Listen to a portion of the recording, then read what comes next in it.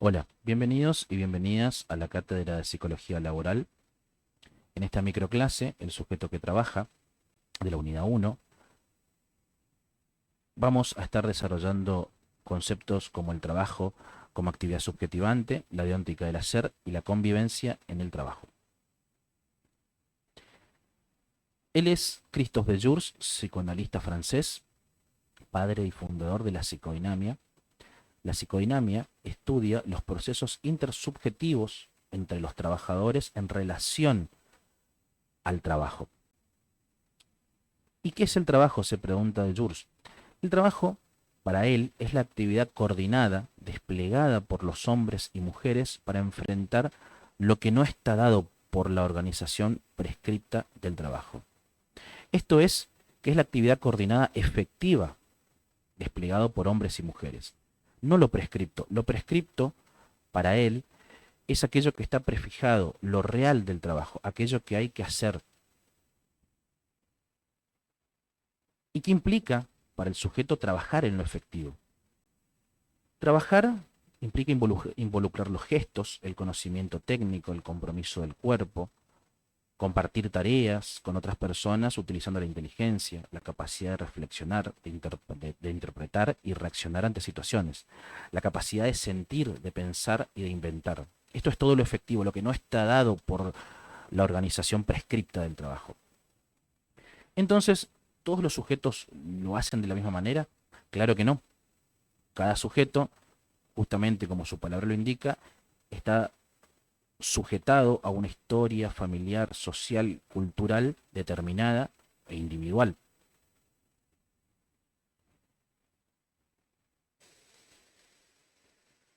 Entonces, trabajar es colmar la brecha entre lo que debe hacerse, aquello prescripto, y lo que realmente hacemos, lo efectivo, lo que veíamos recién. El mundo real del trabajo nos presenta resistencias para colmar esta brecha. ¿Cómo se presentan estas resistencias en lo real? A través de fallas de funcionamiento, anomalías, cosas que se rompen, desconocimiento técnico, conflictos con compañeros. Entonces aparece la angustia y por consiguiente el sufrimiento en el trabajo.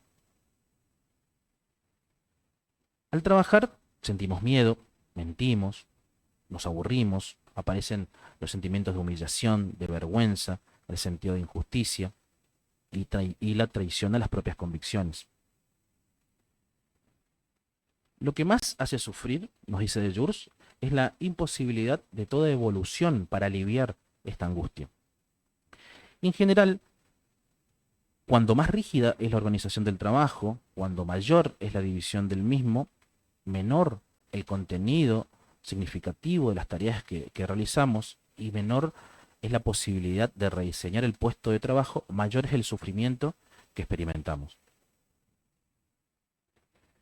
Pero ¿cuándo son normales las vivencias de sufrimiento en el trabajo? Cuando ese sufrimiento nos permite transformar los problemas en soluciones. Y ahí aparece una perspectiva más amplia que es el sentimiento de placer. Cuando experimentamos placer al transformar los problemas en soluciones.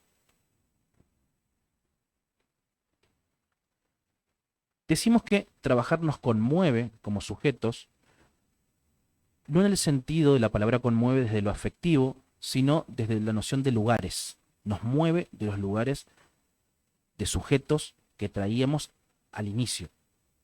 Estos lugares que estamos sujetados desde la cultura, desde la historia personal, familiar. Entonces, decimos que el trabajo nos transforma como sujetos. Porque trabajar no implica solamente cumplir con la obligación de lo prescripto. Trabajar no es la mera ejecución de las tareas que tenemos que realizar, como vimos recién. Hasta aquí vimos al trabajo y al sujeto en su experiencia singular. Ahora debemos hacer el pasaje de la experiencia singular a la acción colectiva. Y aquí se nos presentan tres componentes. Uno es la inteligencia en singular y en plural, que implica que la persona renuncie a sus métodos individuales y a su propia forma de hacer individual para dar paso a un segundo momento donde se da la coordinación y la cooperación de estos trabajadores, de estas inteligencias en individual, y deben acordar, Porque trabajar, nos dice Deleuze, no solamente es producir, sino también es vivir juntos. Y esto tiene que ser en una discusión colectiva, una actividad deóntica, que ahora veremos más adelante. Y ya en un tercer momento se tiene que plantear la voluntad colectiva, a vivir juntos y a coordinar y cooperar en un colectivo de trabajo.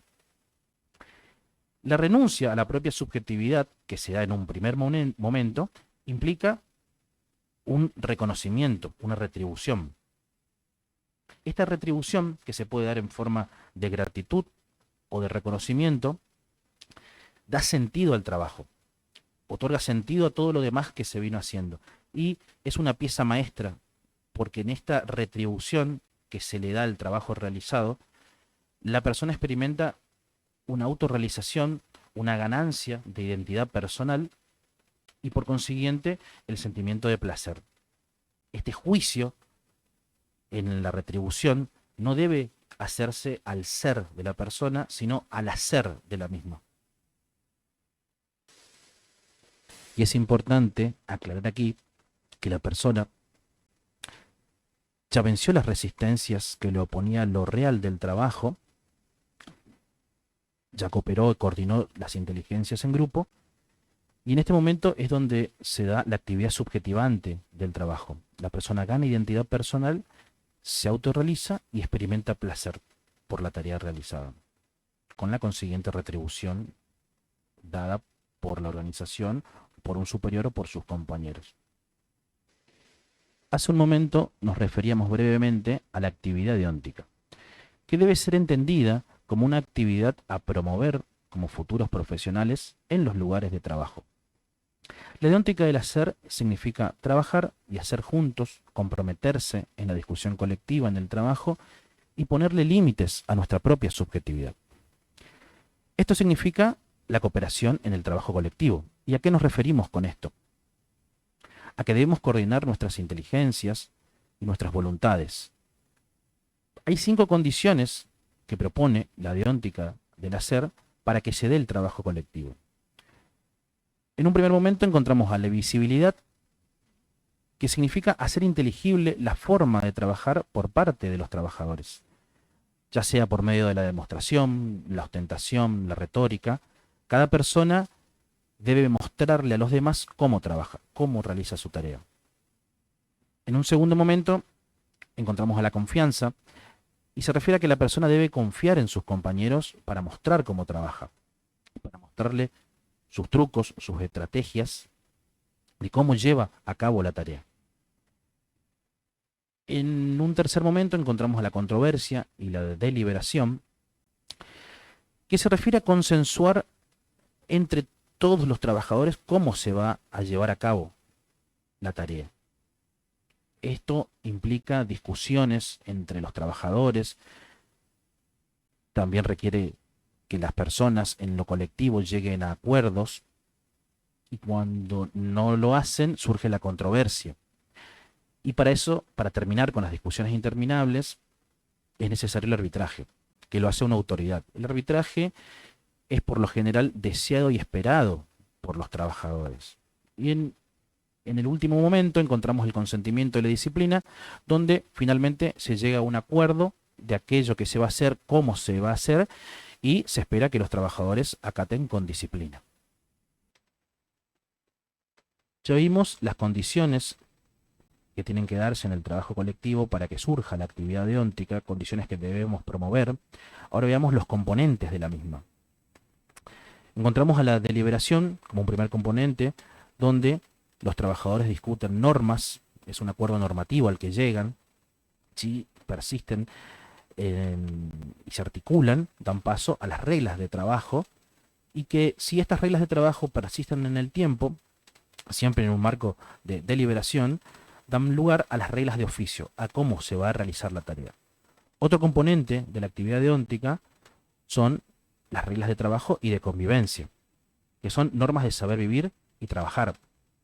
Porque trabajar no solamente es producir, sino saber vivir juntos.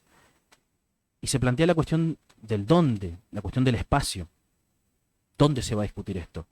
Se puede dar en espacios informales, como las pausas de trabajo, la cafetería, el vestuario, o en espacios formales, las discusiones de equipo, reuniones de equipo.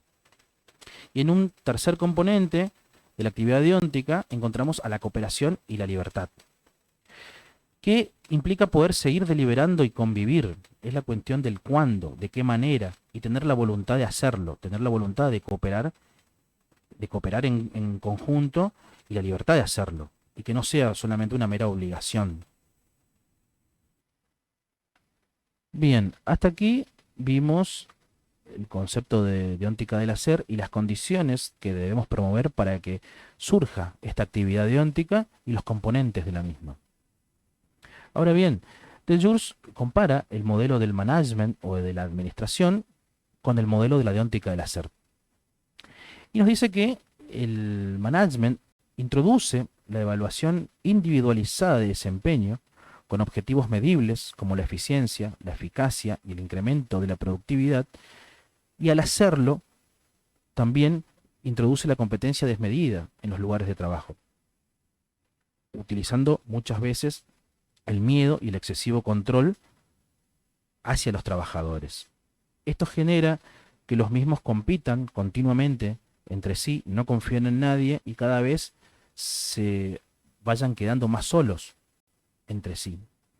En cambio, del otro lado, encontramos a la deóntica del hacer, con lazos fundados en la cooperación y la deliberación colectiva, como vimos, en acuerdos y reglas de trabajo para ganar autonomía, para ejercitar la inteligencia, para realizarnos y transformar nuestra propia subjetividad en el lugar de trabajo.